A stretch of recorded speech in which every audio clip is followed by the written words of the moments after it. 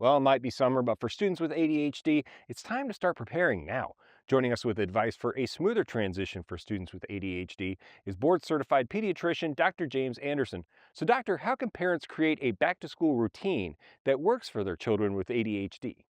That is a great question because to me, I always tell folks that back to school starts the day after school ends, and it's so meaning that at the end of the last academic year, you step back and say, with our school accommodations and working with the school, what things worked, what things do we maybe need to improve on a little bit.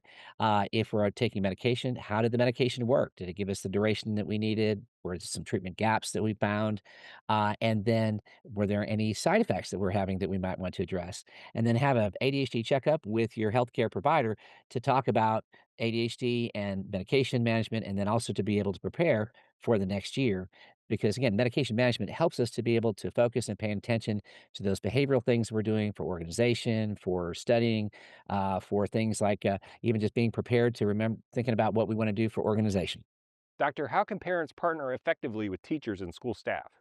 Well, the best thing to do is to really to reach out to the guidance counselor, and to really establish good communication with them to talk about the child. So, for example, if we are on medications such as Jornay PM, and I'm very grateful to be here working with Collegium as a paid partner to really raise the awareness of Jornay PM because it is an FDA approved central nervous system stimulant for the management of ADHD ages 6 and above. But the aspect of this was you take it at night and it's on board working by the time the patients wake up and last throughout the day into the evening to really be able to give the patients good symptom control without having to use booster doses. And so, that being said, as we're working on how do we organize, how do we get back in our sleep wake cycle, how do we get back to what we need to be organized, what behaviors do we need to work on in the summer to be able to be ready for school, we're able to focus and pay attention and utilize and remember what it is that we need to do because ADHD, as you know, doesn't just affect us at school, it affects us all year long. Doctor, where can we go for more info?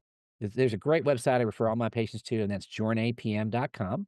That's JORNAYPM.com, because it can talk about, go into more detail, not only just about ADHD itself and how Journey PM works, but it also will go over any side effects and things that's important to be aware of before starting a medication and during taking medication, because it's important if anything does pop up to have a good conversation with your healthcare provider. Thanks again for joining us. We'll make sure we have this on our website at dailyflashshow.com.